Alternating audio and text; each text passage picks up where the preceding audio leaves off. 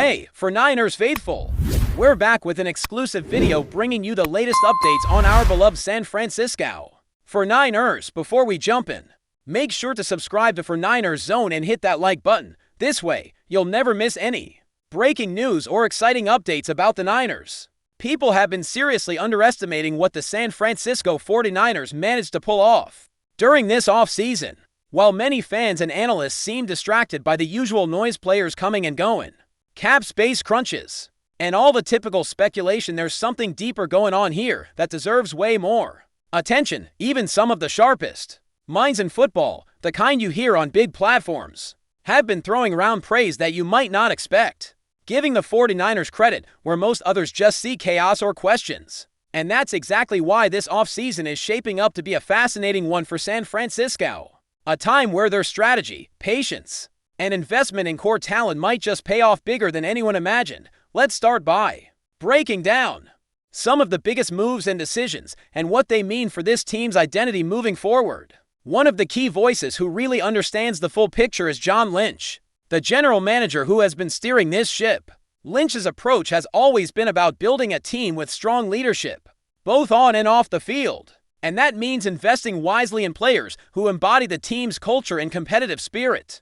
This offseason was no different, but what made it stand out was the delicate balancing act Lynch and his staff pulled off, paying multiple cornerstone players huge contracts without triggering drama or losing the locker room vibe.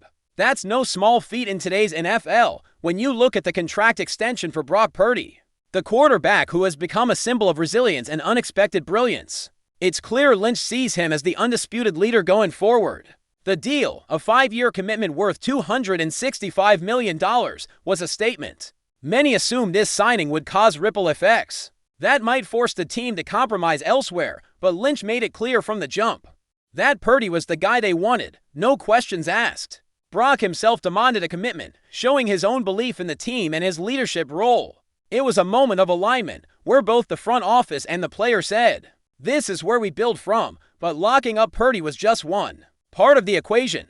Equally important was securing two of the franchise's best players in George Kittle and Fred Warner. Both have been absolute pillars for the 49ers, Kittle as one of the most dynamic and physical tight ends in the league's recent history, Warner as the defensive heartbeat, roaming the field with unmatched instincts and leadership. Lynch pointed out how rare it is to be able to sign such key players for their third contracts with the team, especially given the way the NFL has evolved into a business where players and teams often part ways sooner. This continuity is what sets the 49ers apart and speaks volumes about the culture Lynch and his staff have cultivated.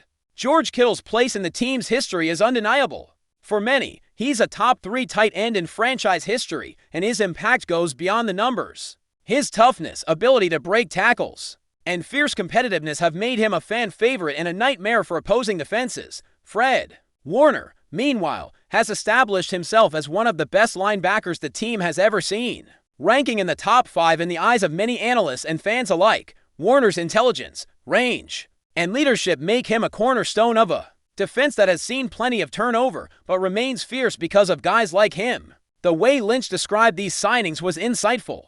He talked about the offseason being the most expensive since he arrived, yet somehow the least dramatic.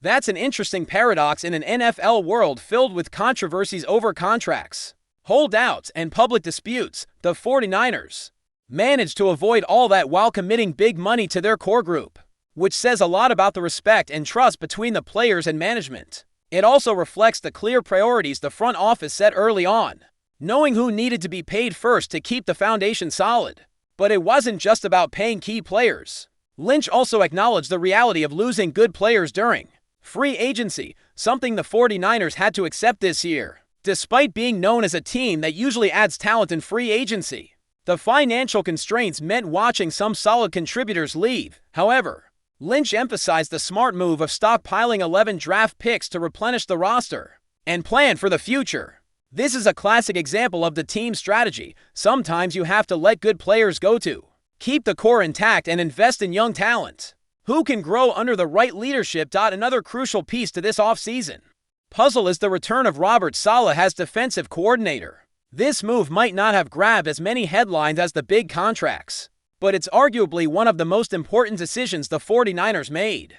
Saleh's reputation as a defensive mastermind and his previous success with the team have generated a lot of excitement. John Lynch recalled how he and Kyle Shanahan first envisioned Saleh as the right person to lead the defense, and how after hours of talking strategy, energy, and philosophy, they knew he was the guy to bring back. Saleh's communication skills and leadership style have been key in shaping a defense that can compete at the highest level.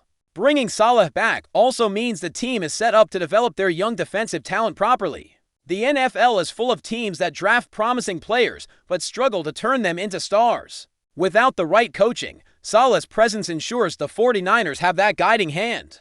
Someone who knows the system inside out and can adapt it to the strengths of the roster in a league where defense still wins championships. Having a strong coordinator who can prepare the team to face the top offenses is invaluable. Lynch made it clear that to compete with teams led by quarterbacks like Patrick Mahomes or Joe Burrow, the 49ers need to be a force defensively.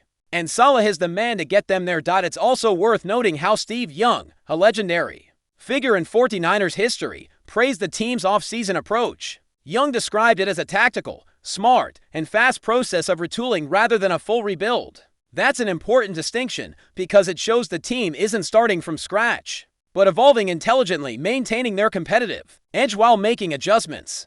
Young highlighted the importance of the locker room culture that has kept the team in Super Bowls in recent years, even if they didn't win those titles. This culture, built on trust and unity, is the intangible asset that carries the 49ers through tough stretches. However, a major concern that both Lynch and Young stressed is health, especially among the veterans. The offensive line, led by Trent Williams, is crucial to the team's success. Williams' presence makes the difference between having an offensive line that can hold up against the league's best pass rushes and one that struggles to protect the quarterback. If key veterans stay healthy and the rookies step up as expected, the 49ers have a real shot at not just competing, but making a deep playoff run. The balance between experience and fresh talent could be the recipe for a breakthrough season.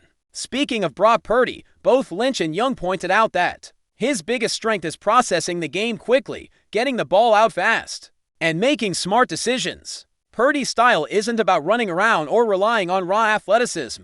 It's about reading the defense, finding open receivers, and moving the offense efficiently. Last year, when injuries plagued the team, that timing was disrupted, forcing Purdy to extend plays in ways that increased risk and led to turnovers. If the offensive line holds and the receivers are healthy and open, Purdy's game can thrive again.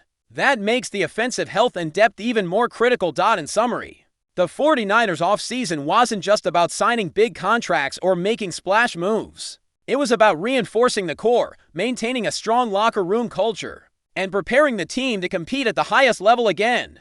The combination of experience, leadership from Lynch and Shanahan, smart contract management, and a return to defensive stability with Saleh creates a solid foundation. The challenge now is to keep everyone healthy and let the young players develop, while the veterans perform at their peak. If that happens, there's every reason to believe this team could surprise a lot of people this season. But before we dive in, don't forget to subscribe to 49ers Zone and hit the like button on this video. Your support helps us keep bringing you the latest updates on the San Francisco 49ers. And don't forget to share your thoughts on the news in the comments below. In what could be one of the most shocking twists of the NFL offseason, rumors are swirling that Buffalo Bills franchise quarterback Josh Allen may have reached an agreement to join the San Francisco 49ers, while nothing has been confirmed officially. Sources close to the situation suggest that conversations are progressing and that a potential deal could already be in place behind closed doors. Naturally, Bills fans are reeling, and social media has erupted in disbelief, outrage, and pure speculation. The term betrayal is being thrown around frequently by the Bills Mafia, who have supported Allen wholeheartedly since he was drafted in 2018. Under his leadership, Buffalo became a perennial playoff contender and a serious threat in the AFC.